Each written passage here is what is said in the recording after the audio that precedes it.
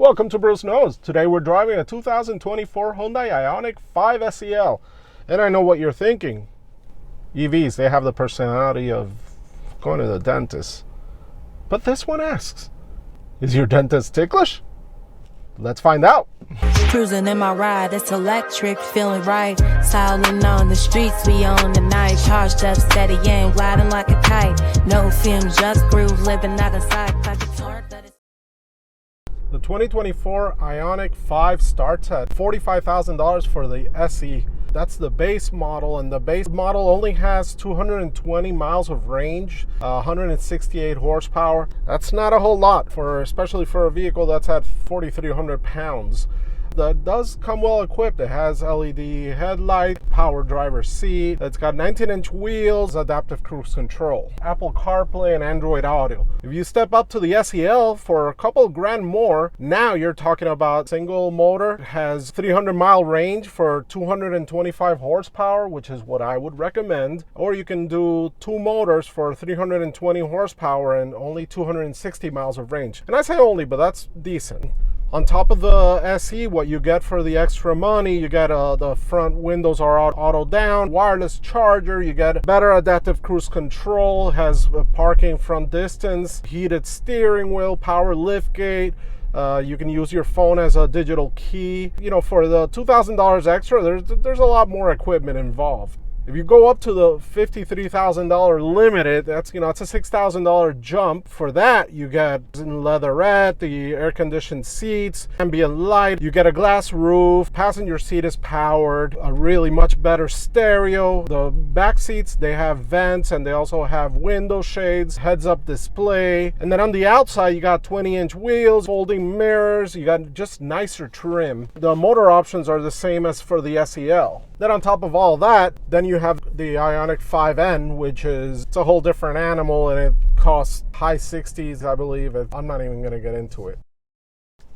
So what is a Hyundai Ioniq? Well, I think we need a little background on Hyundai and Kia, which is a sister company. Around 2005, 2006, Hyundai was essentially the afterthought of the auto industry. Nobody really cared. They made reliable but really bland vehicles. They had no swagger. The problem with that is sometimes the tide crashes you into the reefs. So Hyundai said enough. And they went and they hired the best designer they could find, which is Peter Scheyer. Peter Scheyer was a designer for Volkswagen, responsible for the Audi TT, the most important car design of the last 30 years, arguably. And he also designed the Volkswagen New Beetle. Yeah, do you think that was a success? Yes, it was. It's not that you hire the best person for the job, which they did. It's that the management has the foresight to allow the guy to make decisions and to flex. And boy, did this guy flex, let me tell you. He started working in Kia in like 2005, and the step up in quality has been incredible, culminating in the Kia Telluride, which is a massive success. Eventually, they promoted him to the CEO of the company, and how could you not, really? So, what else did this guy do?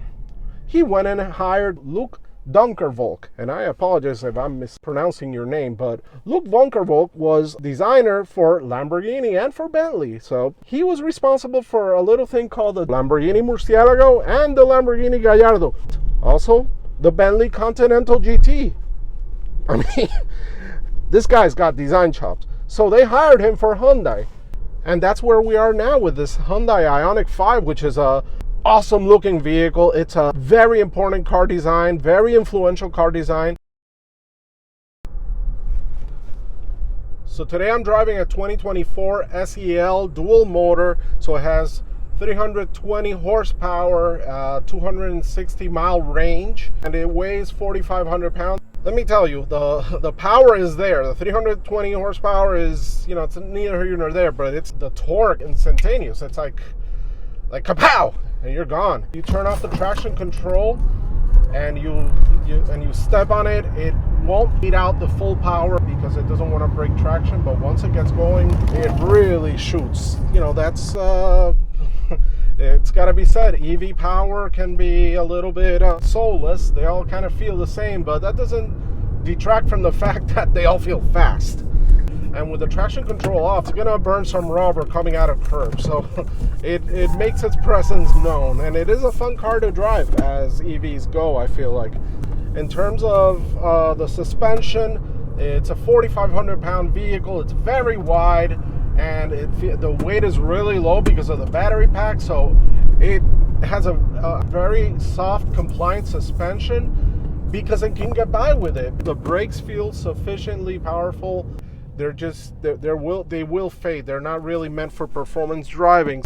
The regenerative braking, you can do it with the left paddle, and you can graduate how much braking you're doing, and that's kind of neat. When you're out and driving normally, you're not going to be using that, but it is possible to do one pedal driving. In terms of comfort, Hyundai seats are just not that great. This seat does not have sufficient support for the shoulders, but in terms of space, the car is so spacious that it feels like a pleasant place to be. Also, like all Hyundais, it has very low noise, vibration, and harshness, so it's very quiet and very serene inside the car. It's eerily quiet when you start driving it. So in terms of the interior design, very simplistic, very industrial, but it's confident in that sense. I like the door cards are just very basic, but I like that they have the door pull is the entire length of the door. I like all the buttons and switch gear, especially all the digital buttons. They all have haptic feedback, and they have very crisp, good lighting. The 2-spoke wheel with the drive modes down here. I think that all looks good. The switch gear, a lot of it is shared with lower cost Hyundai such as the Kona, and in reality all the materials inside, they're just really plastic, very, very cheap. What you would expect in a mid-20s type vehicle. A couple of things make it feel better quality though, and that's part of why I like the interior. Is number one, the screens. They're generous and they're very, very crisp. Also, it being an EV, there's just, the floors are all flat. It's a very wide car, and there's a lot of legroom. There's abundant legroom in the front, and especially the back seat is super roomy. It's a very pleasant place to be.